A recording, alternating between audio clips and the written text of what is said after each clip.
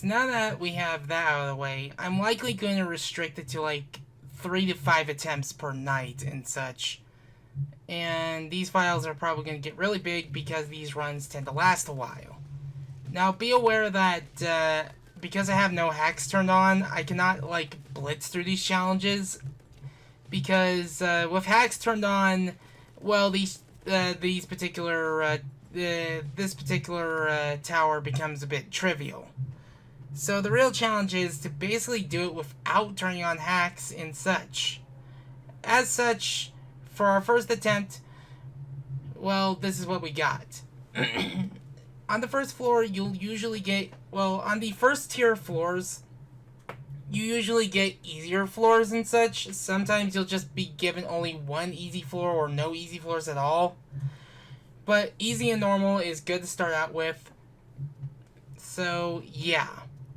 I don't want to go for drone in these runs because drone is going to be so limited in Hackless because I wish that there could be a mode where you could just have drone hacks that like you could get be something you can equip without without sacrificing the bonuses and such.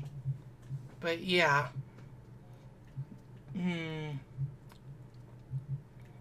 Shoot, this is good to have, but this is also good. I'm gonna go for main coverage. It's a normal floor at least. There are various different types of floors here and there, so many different types. This is my third attempt doing this project. The first two attempts have basically been lost to time and such, simply because of frustrations and impatience, and I was trying to get it done before a trip I was doing, but now with that trip out of the way, and boy, it was an amazing trip. And it wasn't without snags, but it was usually stuff outside of our control. But aside from that, let's start with the first game mode we're doing. This is all about pushing a tower. You must push it from start to finish. Think of it like think of this game mode like Rainmaker meets Tower Control, because basically you're pushing a tower, but you're having to shoot at it, and the tower itself is creating ink. Eventually, you'll reach these checkpoints, which you'll have resistance applied to them, and there you go. Those enemies got really too close to me. Those Adentes and Laguinos. In this run, just one nudge from them is enough to put you in critical stasis. And that sucks. Knockback, oh, that's good. That is really good to have, because with ink coverage and such, like, in a game mode like this, you want to basically want to push the enemies away from you as far as you can, the gelatins. But I also want ink damage, so I'm going to get ink damage. Now, because we're doing this hackless, we also have to do it in one life. And believe me, there's been another game that has been testing my patience and trying to get all the antis done, and I've yet to even reach ante 12 on one run. like there's like, if you, yes, I've been playing Balatro. I've also gotten some other games that my friends have gotten in the Steam sale and such. I can't wait to try them later. One of them was a game that released last year. Some of these gelatins can get pushed with weird physics because of the depending on how the enemy pushes them and such. Oy. So yeah. Now there are 6 different types of chips. The one you're probably going to be seeing the least is drone. Simply because of, well, with 0 hacks turned on, you're limited to 1 slot in 2 different drone types. But so far we've seen coverage, like range and damage. Canned special drop sounds good. Explosion knockback. Actually, I want the canned special drop. Having any sort of special drop is good because it means being able to activate your specials much faster. For for this particular weapon set, the Inkzooka is basically a good shoving tool, a good get away from me tool. Because it's like, sure, it can pack a lot of punch for the weapon it is, but in side order, if it doesn't do a lot of damage, the best it could do is basically push enemies away. And when it pushes enemies away, well, it means you have more room to breathe and such. These Lentos are some of the most annoying mooks you can ever face. They are the Kohawks of the game. While they are not as annoying and as shovey as Kohawks, they take a lot of space. And in this game mode, the ball pushing mode, well, they can just play with the 8 ball that you're trying to get into the goal. It looks cute, but after a while, you're just annoyed that every time you get close to a goal, guess what? They're there trying to play with it.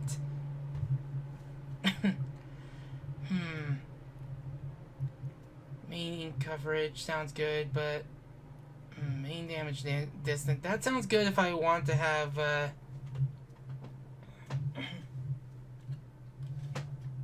if I want to increase my ink range, but I want poison ink. Now, there is a combo that you can get with this: sticky ink, hindrance damage, and poison ink. And it's essentially turn your ink into lava. And we got ourselves a saturation floor, a drone color saturation. As soon as I said, we're going to be seeing drone chips the least. Drone chips, as you can see right here, this is what would happen if you had your drone chips at max. This means that your drone gauges feel much faster and such. And sometimes drone attacks are activated via by covering terrain and such. The Pearl drone will likely lay ink mines, would sprinkle ink, would charge up an ink strike, all that jazz. And because we have chip saturation, if you look at your, well, palette, you can see that about almost in your entire palette is filled with every single drone chip possible. In fact,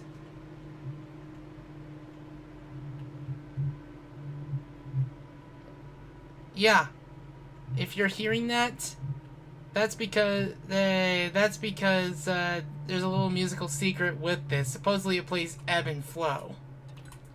But yeah. But there's not enough drone chips to fill the entire palette. In fact, that's the fastest time I ever did that challenge. Tempting.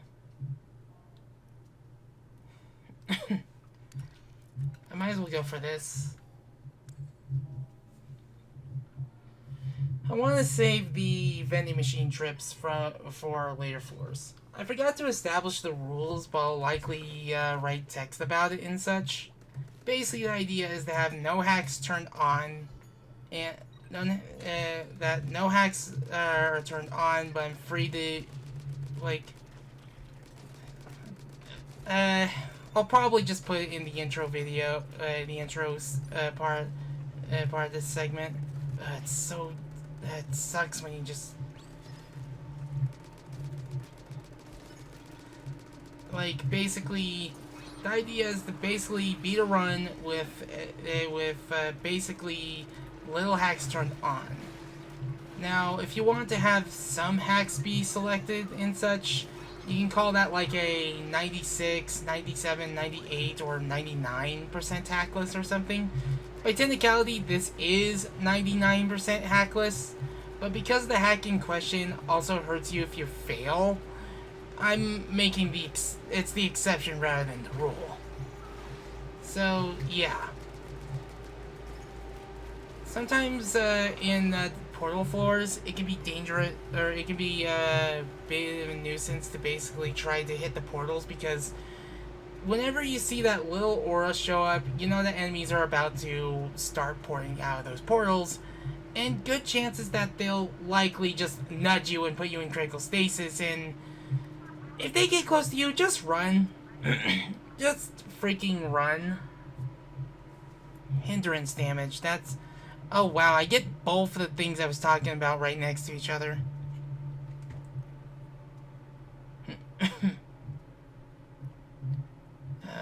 I think I want sticky ink. Now, your palette is dependent on on what's your most abundant chip and your second most abundant chip. So my most abundant chip is red, with yellow being the second most abundant. Hence why I have red as red as the main and yellow as the accent. This is something that someone noticed in the trailer, and they were right on the nose on that. I actually like the idea that your palette, your like ink color depends on what your palette has and such. Well, for this floor specifically, since we're playing Splat Zones, the idea is to basically keep the zone your color and prevent drizzling capriosos, which are not in this particular floor, from taking your zone from you. And they are the most annoying enemies that... while I have a strategy on one floor, I don't have a strategy on others. Ink attack size, this can basically add a little this adds like a little wireframe that basically shows how big your ink is now, firing from your weapon. Exposing rising ground floor, ink say remain, that sounds good. I don't want to focus on drone splat bomb because you can't really do much with drone on Hackless, unless you want to have it so that you can only have selected drone hacks and such.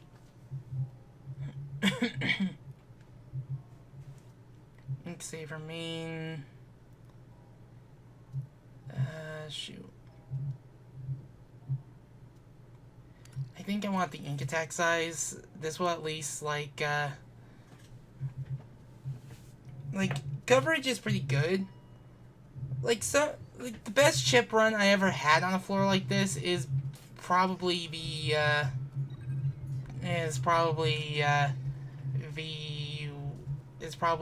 having knockback chips, because having any sort of means to to basically keep enemies away from you is probably the best thing you can do.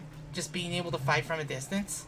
I get that's probably how well Charger plays, but your run is really dependent on what kind of luck the game wants to give you, and there's probably nearly infinite possibilities on what your run can depend on. Fortunately, despite this being a hard floor, it wasn't that hard for me, though, because I'd say that's more of a normal floor, arguably. Some floors actually have multiple variants. There could be an easy variant, there's a hard variant. Some floors may have two of the same difficulty variant and such. These two would not benefit me unless I were to switch my special for a reef slider and such. I hate that these show up when you don't even have the weapon for it.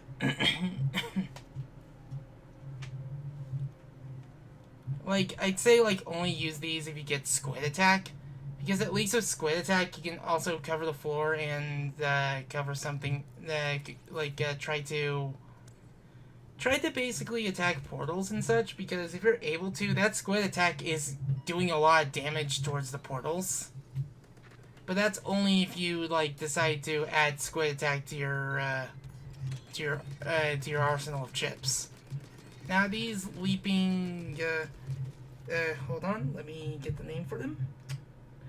Springing spiccatos? They have to be Italian terms because of the way they're spelled. I would honestly I wouldn't mind some corrections on that front if need be. But it'll be greatly appreciated. This particular floor spawns just them. The first tier of floors tend to be more of a like either a factory or a foyer.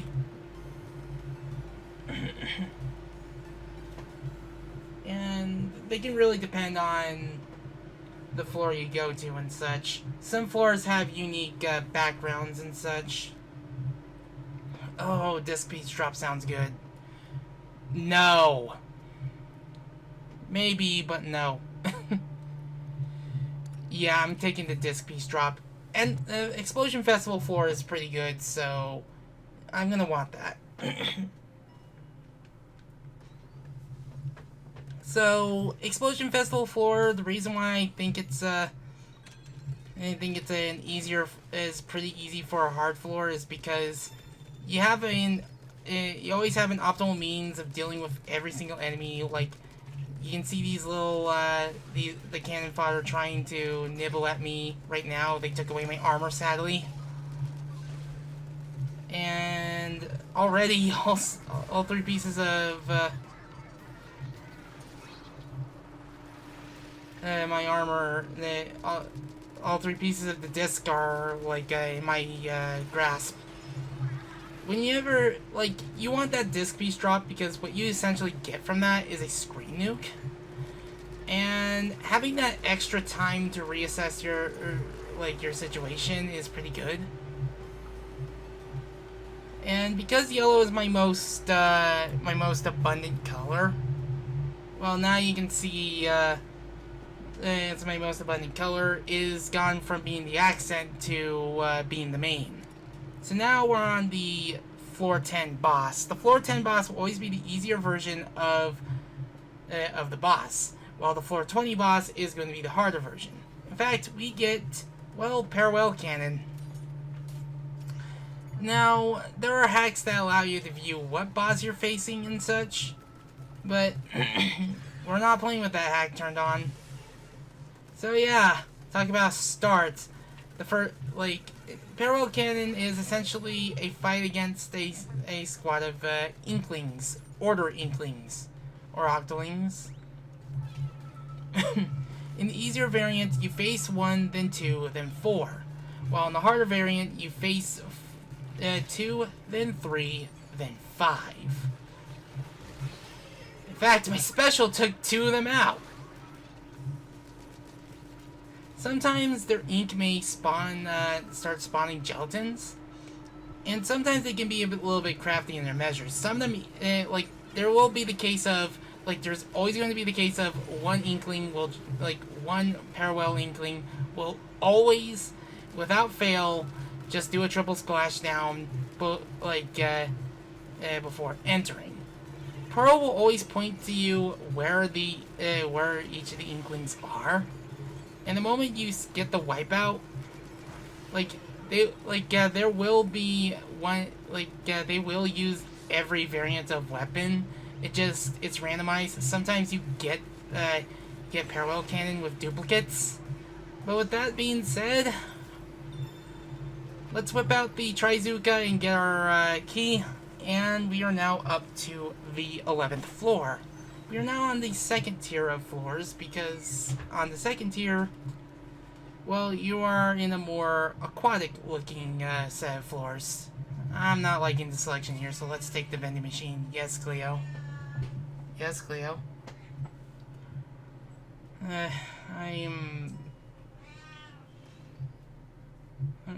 Wait. Anyway. Explosion knockback, that sounds pretty good. I mean, does Inkzuka count for knockback? It has to. Basically, I'm gonna want this. Having any sort of knockback is pretty good. I do think the Inkzuka does count for explosion knockback, but I'm not sure. Wow, they really want me to do drones. I don't even have chip bias turned on, and I don't even think that works correctly.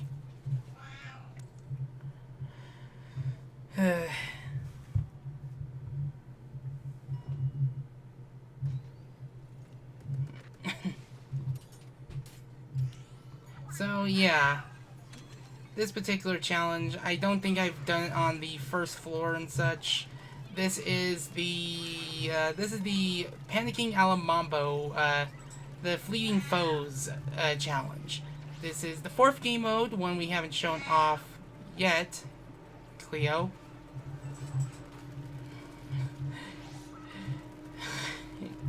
This cat.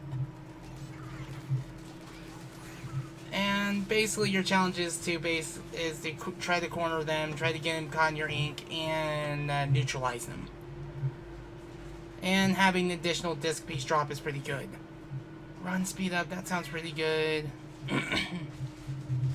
Yeah, I'm gonna take the run speed up. During a practice run, I've had a run where I actually beat a Hackless run. It was with brush, and I just felt so miffed that I'm like, why can't I do this without recording? But the moment I hit the record button, it takes me like nearly 20 attempts, and then I have those runs where I just can't get there again. And of course, the one thing that has the chip that could benefit me is on the floor that I really hate going to. The uneven, the uneven floor. Outstretched, uneven floor. Vending machine corner. This had to be on the danger floor, didn't it? Like, I don't really have much in terms of the vending machine corner, but really? Well, let's get it out of the way. At the very least, it's a normal floor.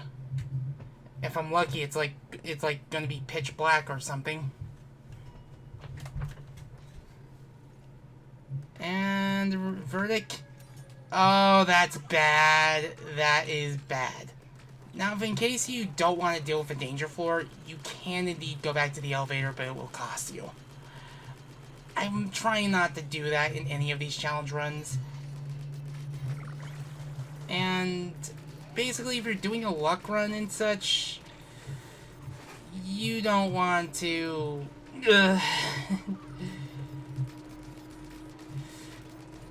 you don't want to encounter any danger floors for a luck run.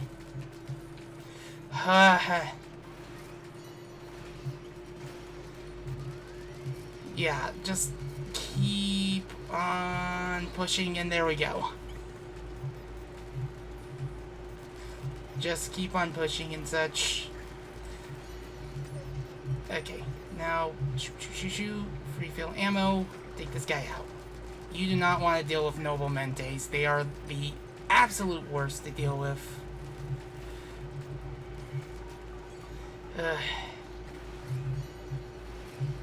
And to shove you away. You can use your specials as a good means of refilling ammo, but every checkpoint will always result in a wave of new enemies and such. And I'm really missing those item drops right now. I really am. You can also, like, this is like Moray Towers. This is like Moray Towers from your nightmares. Like, Moray Towers may not be here. In fact, the closest thing to Moray Towers is, Brinewater Springs. But it's here at home. You don't know how stressful that was for me.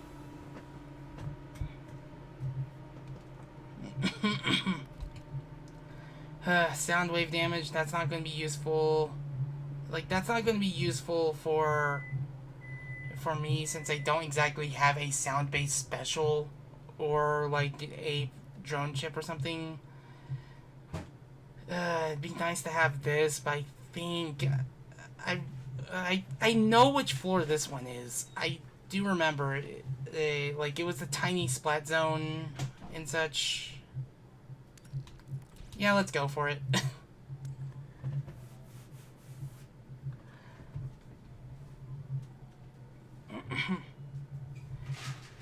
Like, I thought it was hot before and such, but the moment I came home, it started going beyond triple digits.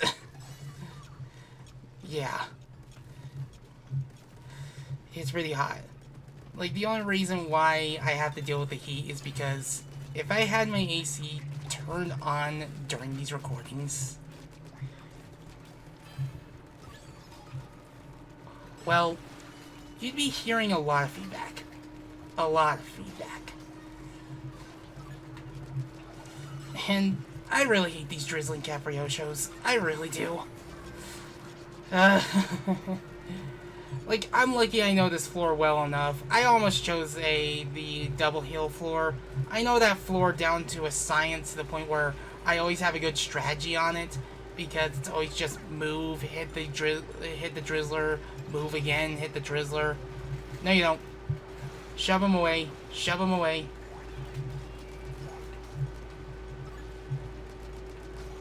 Just cover as much as you can.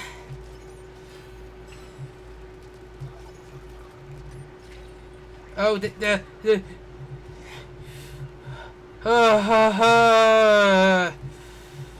was almost a quick and easy way to attempt number 2.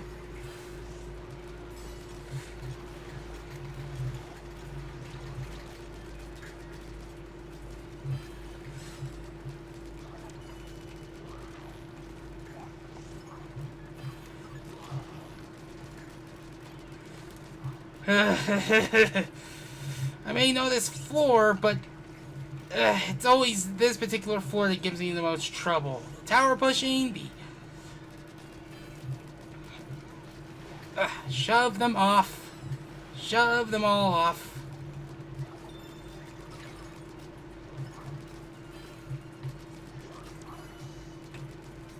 No, you don't. And armor, get off you go. Off. Off. Like, one nudge from them. One nudge is enough to put you in critical. Oh,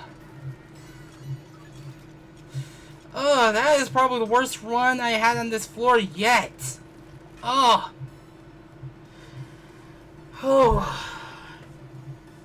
Oh. Like, I've never had a... Like, that was so messy. You saw how close I was to biting it.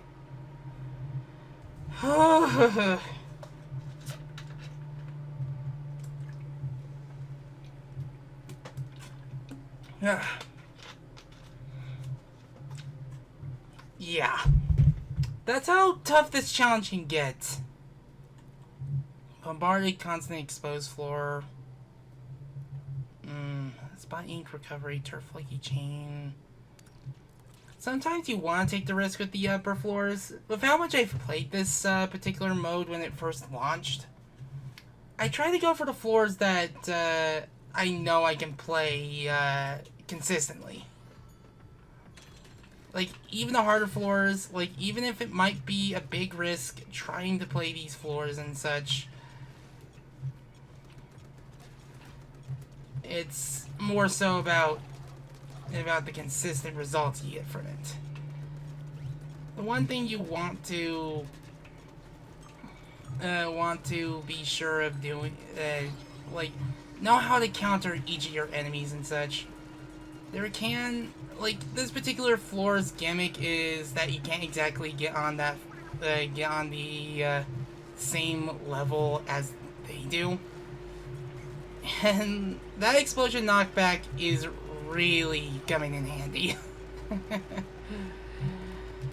Like, if you have any sort of knockback, like, just use it to your advantage and such. And if they fire those, like, if those particular enemies, known as Gushing Trion Valet, I will post the pronunciation on screen if I can find it. Stream. Oy. Yeah.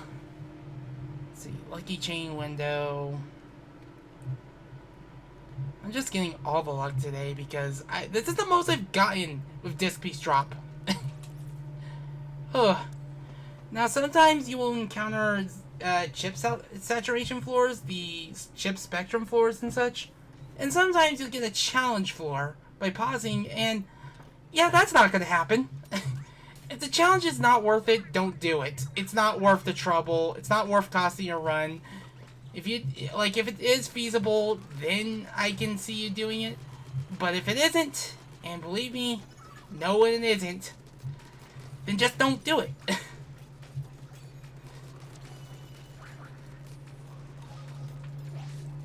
Ugh. The tower here has 2 rotaries that you can shoot with your ink. It doesn't matter which one you shoot; they both will move this thing. Use your special if you're able to, because in the checkpoints, these rails will resist as much as they could, and such. And this is where the gelatins will get at their most bothersome, pretty much. And you want to use any sort of moment you can to basically have, like, any opening you can find. And you want to be careful of these noble mentes. They will have a noise that will tell you when they are about to shoot. I have no sound turned on because it will create an echo in my microphone, because so I have to go off visual cues, because if that, like, if say the the red sight line starts flashing, I need to get out of the way. Oh.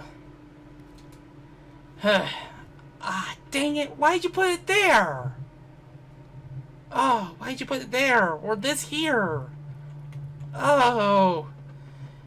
I never get consistent runs on Internally Hunted. Like, and while yes, I can do double hill floor, it's a danger floor. Ugh.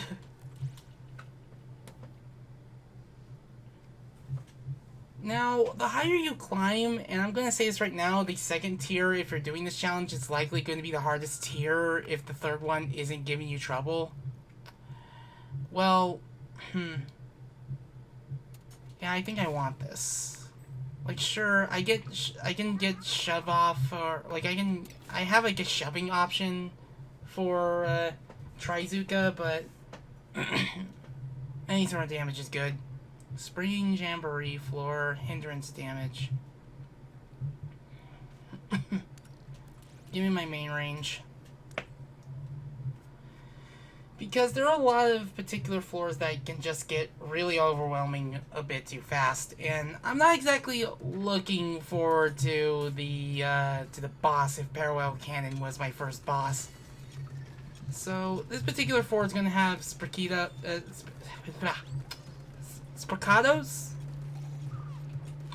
I apologize if I get the name wrong.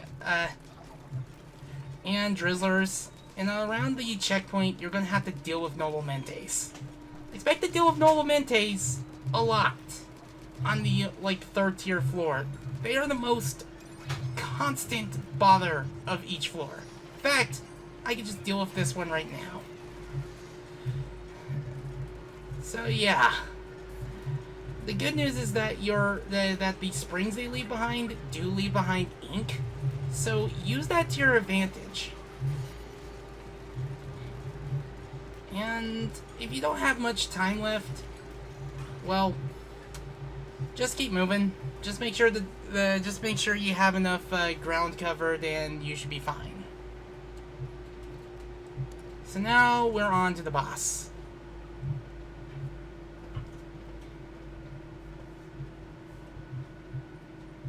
So what's the next boss? Elusive Bounder floor. Ah, great. It's pinging Marshall? I think it's Marshall. I'll have to post a pronunciation on screen. Basically, this guy has one weak point, and sometimes that weak point will get expanded. In the harder variant of this boss, they will fire 3 splat bombs instead of 1. And in this particular variant of the boss, their spin dash, yeah, that's essentially what it is. It's a spin dash. They can indeed do multiple rounds with it. Now, I used to have big problems with this boss. I still do.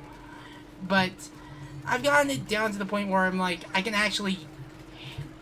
Oh, right. I don't have Trizuka anymore.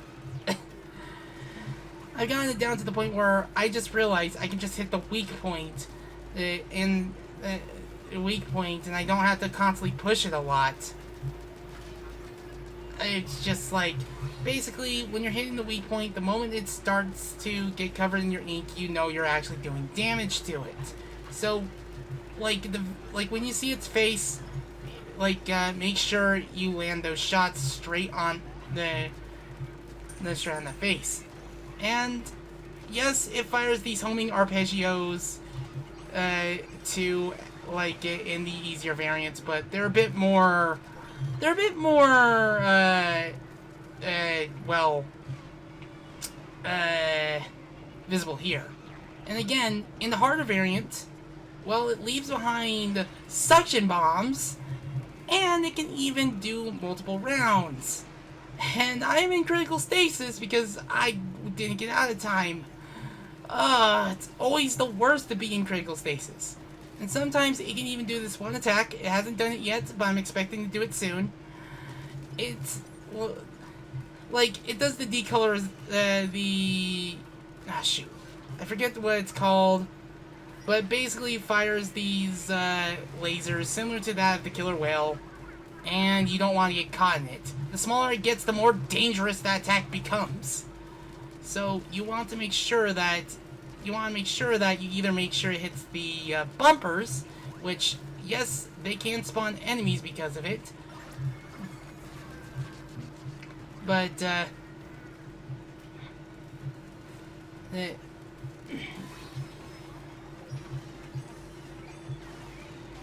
hit these bumpers to stop the attack prematurely, or to make sure that, when it does the attack, you're basically making sure that it rotates very fast, so you are not in the eye of the laser that much.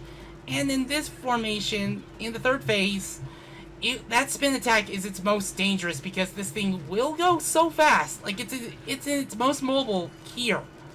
It's funny how the smaller the weapon becomes, the more dangerous it can be. And I always hate it when it does the spin dash.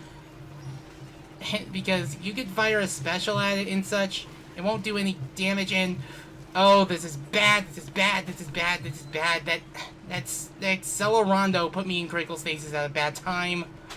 Okay, it's doing that attack. At the very least, it's not doing the spin dash, and it's done. So let's just fire a bunch of ink strikes and celebrate the victory.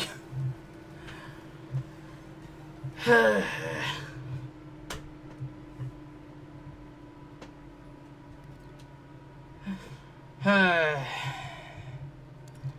I deserve to go to the vending machine corner after that one. Holy moly. And I haven't even got to talk about Agent Force Palette, so let's talk about while we're on the floor. Agent Force Palette is based off the protagonists of the first two Splatoon games, and maybe even this game. They have what works. You have the most basic weapon, the Splatter Shot, the most basic sub, the Splat Bomb, and the most basic special, the Trizuka. Like in Splatoon 1, you have the Ink Zuka, and in Splatoon 2, I can't remember what you have. But basically, whatever Agent 4 has is reflected here, and the reason why it uses a Captain Cuttlefish logo is because they don't exactly have they don't exactly have a canon look to it outside the material and such. Personally, I would have liked it if the icon matched to what your Inkling was in Splatoon 2, even though I haven't really played much of that. So having Splat Ink recovery is probably going to help because it means getting my ink back. Why must this be a danger floor? I mean, it's a lucky chain floor, but...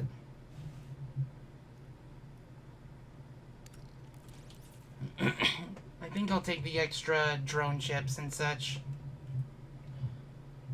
Now, the other chips I forgot to talk about, luck chips are all about luck drops and such. And now that purple's become my second most abundant chip, as you can tell, it's overtaken red and orange.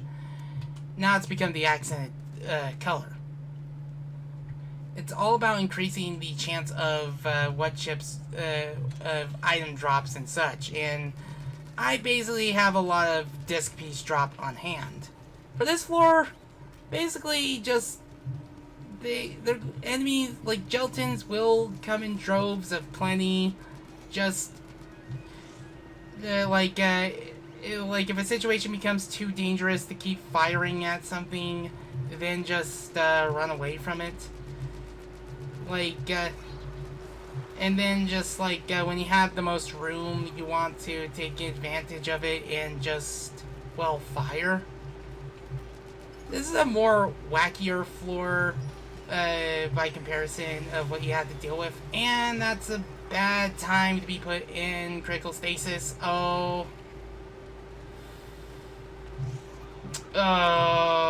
okay. Just keep bouncing. The Pearl Drone will do their job. Oh no, you don't.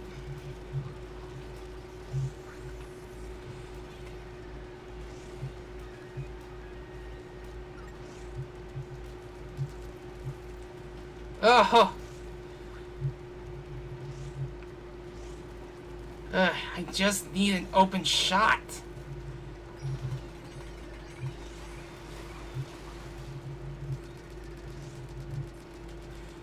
Because on hard floors, well, the enemy droves can get really insane. You saw how close I was to biting the run. Like, I'm not expecting to beat this run because I've gotten close to beating it in original attempts and never really did. Sticky ink, that sounds good. Yeah, I'll take the sticky ink. Being able to increase my sticky ink will be good. Like, I already have, poison ink and such. And Field of Explosion floors, think of a much bigger Explosion Festival floor. However, it can be easy to get overwhelmed despite the difficulty of this floor. If anything, I'd say this is more of a normal floor at best. So, just basically do whatever you can to just keep exploding these things, because it will knock them back. Just keep exploding the pufferfish, and use your specials whenever necessary. Just if you have a good position to use your specials, use them.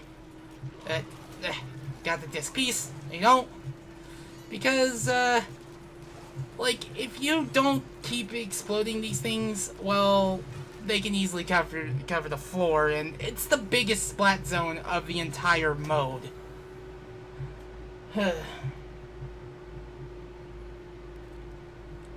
Okay, so yeah, 2-bridge floor. I get the swim speed up at least. Eternally Shelterless Nightmare Gateway. I'm not dealing with that floor. I've never beaten that floor on this challenge run. Yeah, I'm gonna go with swim speed up. At least it benefits me. Purple is now my most abundant ship. Is now the main ship color, and yellow is now the accent. This floor can get rather overwhelming quickly, simply because you have to deal with accelerandos and such. Oh gosh, that accelerando redirect was not exactly brilliantly handled. Use your specials if you're able to. As you can see, my disc piece drops are really coming in handy here.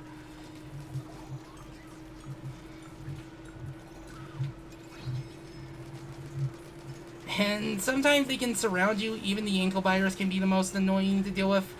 Oh gosh. And let's not get started on one particular enemy we're now encountering on these floors. We're encountering them a bit more, way more frequently, and of course they are blocking my pathway to the armor. So fire! Don't let them through. Hey, Pidgeots! Now get them off of me! Ugh. This is why I don't like doing this floor. Now you know why having this piece drop is good for floors like this. 7, 6, 5, 4, 3, 2, 1. Game over. Okay. The spawning at Cordo. Yeah. Think of arpeggios as even worse, worse fly fish. Splash damage sounds good.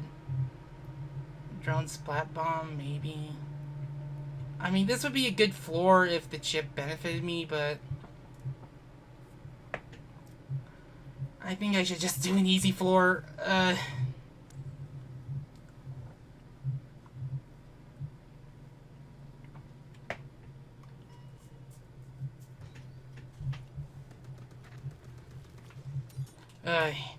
This particular floor always gives me trouble.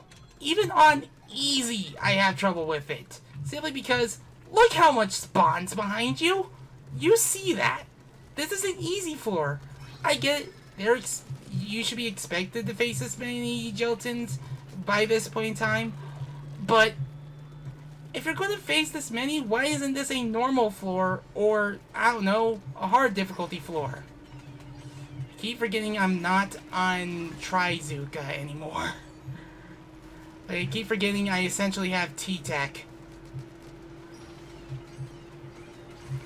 Now I forget where the ball is. Where the heck did it go? Oh, right. Find the Lentos, find the ball. Now the Lentos are they are aided by drizzling Capriosos.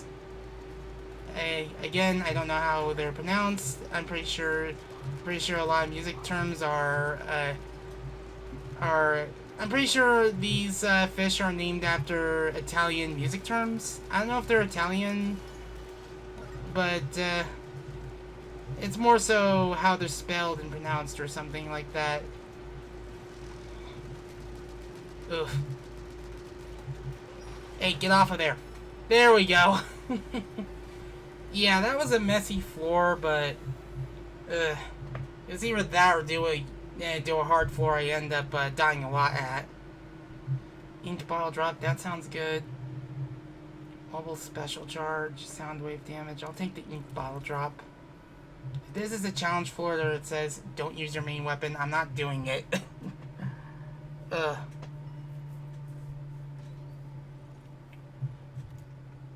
Don't jump. Well, at the very least, this is the 8-ball and not the other floor. Yeah, just the first goal is easy to get, but the real challenge lies within the middle section of said floor. There's no ink. None of it. In fact, this floor, I have the worst problems with. Because anytime it's this floor, it's always the Noble Mentes. The Noble Mentes love this floor simply because the middle portion of this floor is uninkable. So if you're caught in the middle section of that floor at the wrong time, game over. Like, no, seriously, game over.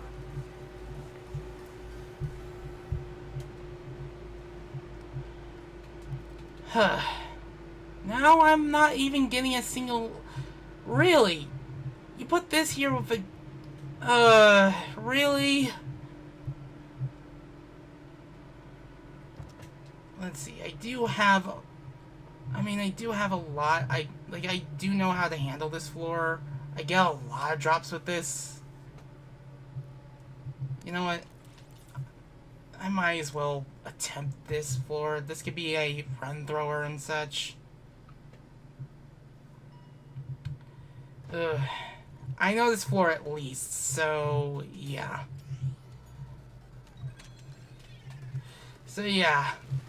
There will be a lot of enemy. This is basically you have to ascend a mountain and destroy portals along the way.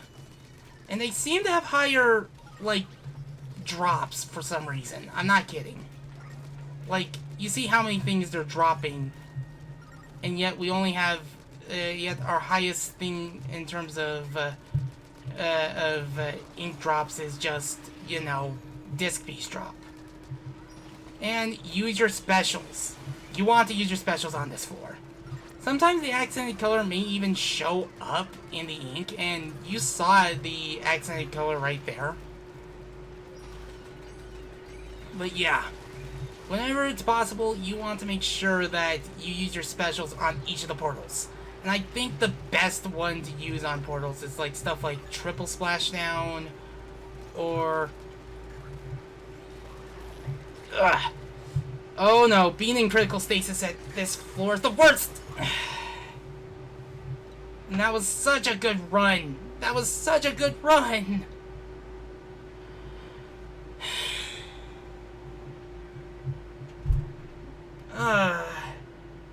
Well, at the very least, the extra channel has this, so...